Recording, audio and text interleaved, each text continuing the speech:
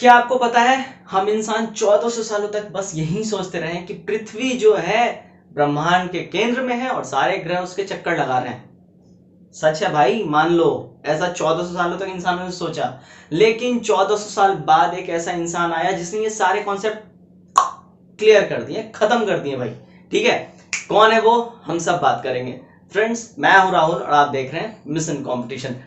आज का जो वीडियो है होने वाला ब्रह्मांड के ऊपर यानी ज्योग्राफी के ऊपर, इस पे डिटेल बात करेंगे आज हम, और आपको टाइम टू टाइम सारे ज्योग्राफी के लेक्चर्स मिलते रहेंगे। तो आइए टाइम वेस्ट नहीं करते हैं, स्टार्ट करते हैं। तो जब हम और आप बच्चे थे तो हम ये सोचते थे सूर्य इधर से निकला, इधर अस्त हुआ, तो हम तो भाई पूरे दिन देखते थे सूर्य ऐसे ऐसे ऐसे ऐसे जा रहा है और फिर इधर गिर गया, डूब गया। ठीक है, हम क्या सोचते थे कि सूर्य चल रहा है। ठीक है, बस ऐसा ही सोचा करते थे ईयर सन 140 में। ठीक है, सन 140 में टॉलमी महोदय जो हैं वो भाई साहब यही सोचते थे कि सूर्य जो है ब्रह्मांड के केंद्र में है। ठीक है, और टॉलमी कहाँ के थे, ये यूनान के थे।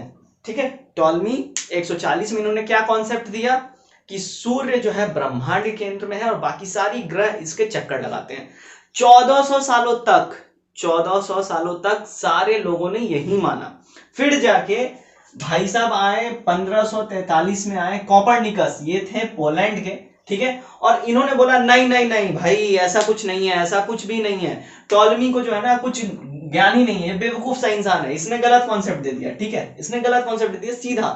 कोपरनिकस ने ये बोला कि टॉलमी ने गलत लॉजिक दे दिया है, गलत संदेश दे दिया है, ये उसको पता ही नहीं है। ठीक है, सूर्य जो है, पृथ्वी जो है ब्रह्मांड के केंद्र में नहीं है, सूर्य ब्रह्मांड के केंद्र में है। अब आप मेरे को ये बात बताओ, क्या इसने सही बोला?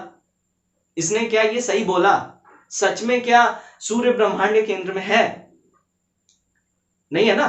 बट कहीं ना कहीं इसने थोड़ी सी बात सही कही। सूर्य ब्रह्मांड के केंद्र में नहीं है, बट हमारे सोलर सिस्टम के केंद्र में है। ठीक है, हमारे गैलेक्सी के केंद्र में है और इसके चारों तरफ हमारे ग्रह चक्कर लगाते हैं। और बस इसी एक छोटे से सच्चाई की वजह से भाई इसको जो है फादर ऑफ मॉडर्न एस्ट्रोनॉमी मान लिया गया। इसको जो है खगोल विज्ञान का जनक मान लिया गया, फादर ऑफ मॉडर्न एस्ट्रोनॉमी। ठीक है, बस इसी छोटे से कॉन्सेप्ट की वजह से इसने तो बोला कि भाई ब्रह्मांड के बीच में है सूर्य।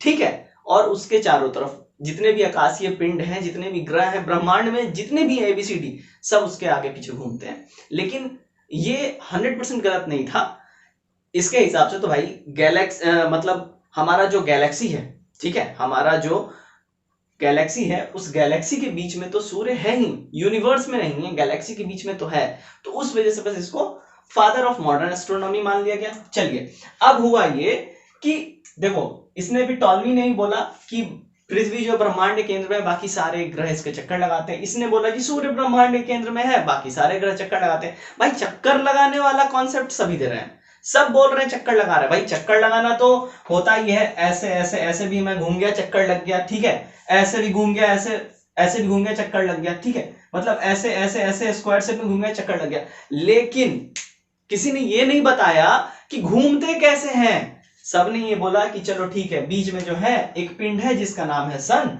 उसके चारों तरफ सभी चक्कर लगाते। लेकिन लगाते कैसे हैं, कैसे?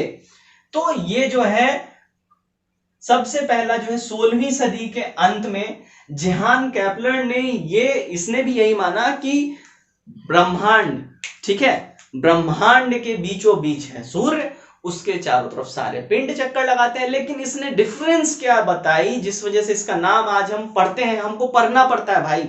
इसने आके छोटा सा कॉन्सेप्ट दे दिया, हमको पढ़ना पड़ता है, एग्जाम में पूछ देता है भाई, पढ़ना तो पड़ेगा, क्या कर सकते हैं।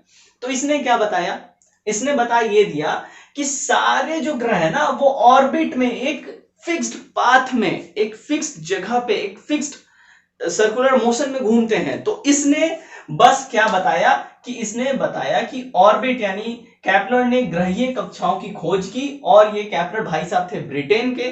तो केपलर ने ग्रहीय कक्षाओं की खोज की, इसलिए आज हमको इसका नाम पढ़ना पड़ता है। कब किया? 16वीं सदी के अंत में।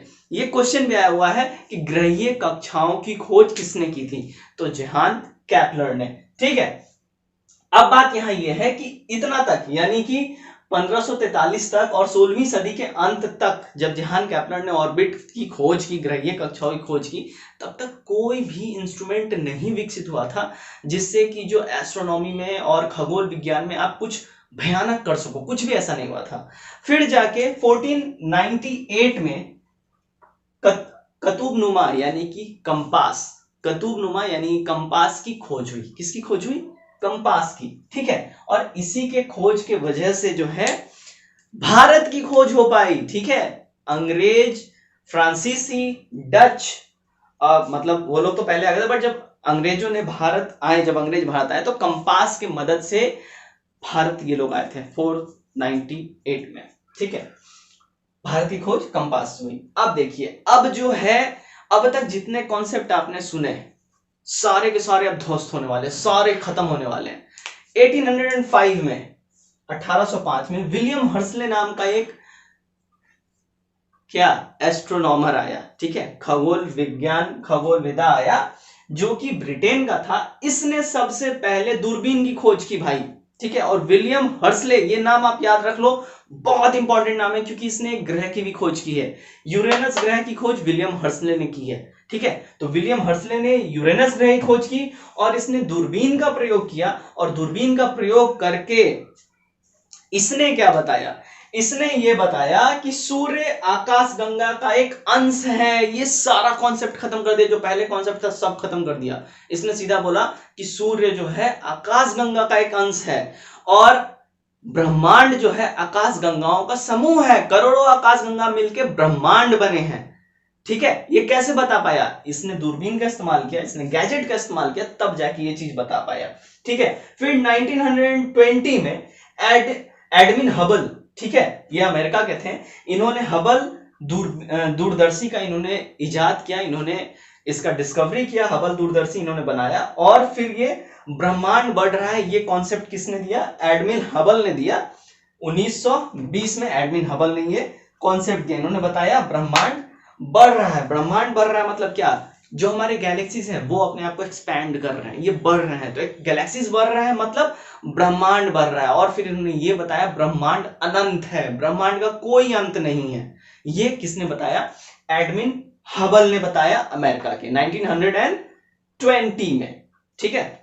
तो दोस्तों, अब तक जितनी बातें हमने समझी उसको एक सार में, एक लिस्ट में देख लेते हैं, क्योंकि एग्जाम में ये काफी पूछा जाता है। तो एक बार लिस्टिंग कर लेते हैं और उस हिसाब से हम समझ लेते हैं, तो एक आपको भी समझ में आ जाएगा क्या है, ठीक है। तो सबसे पहले आए टॉलमी महोदय। इन्होंने 140 ईस्वी में जो है ये बताया कि पृथ्वी जो है ब्रह्मांड के केंद्र में, यानी कि सारे ग्रह पृथ्वी के चक्कर लगाते हैं। उसके बाद आए कोपरनिकस भाई साहब 1543 ईस्वी में, इन्होंने बताया ब्रह्मांड के केंद्र में क्या है? ब्रह्मांड के केंद्र में जो है सूर्य है। ये इन्होंने कॉन्सेप्ट दिया, ठीक है। उसके बाद आए जोहान केपलर, ये 16वीं सदी के अंत में है। इन्होंने क्या बताया कि कक्षा के केंद्र में है सूर्य। किस कक्षा? मतलब इन्होंने ऑर्बिट, इन्होंने कक्षा का सिद्धांत दिया। इन्होंने बताया कि सारे पिंड, सारे ग्रह जो है, सूर्य तो केंद्र में है, लेकिन सारे पिंड, सारे ग्रह जो है इसको एक कक्षा में, एक ऑर्बिट में, एक पाथ में इस पे इसके चक्कर लगा रहे हैं, रेवोल्यूशंस कर रहे हैं, ठीक है। उसके बाद आए हर्सले भाई साहब, ये आए 1805 में, और इन्होंने क्या बताया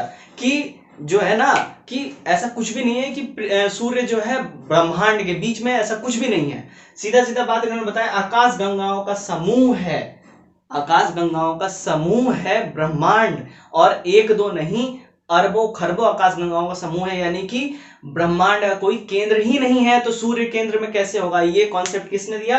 ये दिया हर्सले भाई साहब ने। फिर आए हबल जी, हबल जी 1920 में, और इन्होंने क्या बताया? इन्होंने बताया कि भाई ब्रह्मांड एक दूसरे से दूर होते जा रहे हैं, यानी ब्रह्मांड फैल रहा है, ब्रह्मांड का विस्तार हो रहा है, गैलेक्सी एक दूसरे से दूर होते जा रहे हैं, उनमें फैलाव हो रहा है, तो ब्रह्मांड का विस्तार होता जा रहा है, ब्रह्मांड फैलता जा रहा है, ठीक। उसके बाद जो है हबल ने ये दिया। अब ऐसा है कि देखो, ज्योग्राफी काफी जो है ना बहुत इंटरेस्टिंग चीज है, हम अब नेक्स्ट लेक्चर में और डिटेल में पढ़ेंगे।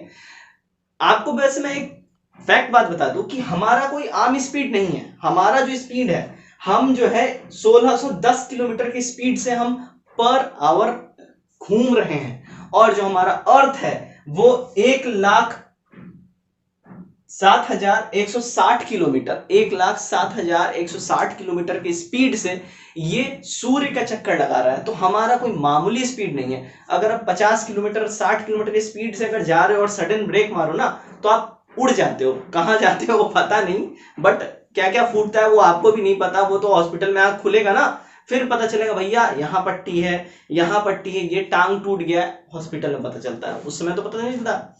ठीक है, तो ये है हमारा चक्कर, यानी अर्थ ऐसे घूम रही है और ये सूर्य का चक्कर इस स्पीड से लगा रही है। ये है मोटा मोटा कॉन्सेप्ट। तो आज की वीडियो में बस इतना ही। आज का हम लेक्चर यहीं रैप अप करेंगे। उम्मीद करता हूँ वीडियो को पसंद आया। वीडियो अगर पसंद आया तो वीडियो को लाइक करें और दबा के शेयर करो भैया, दबा के शेयर करो, ताकि और भी बच्चे इसको देखें और थोड़ा हमारा भी हेल्प हो जाए आपके साथ साथ। तो आज के लिए बस इतना ही। Take care, bye bye and God bless you all.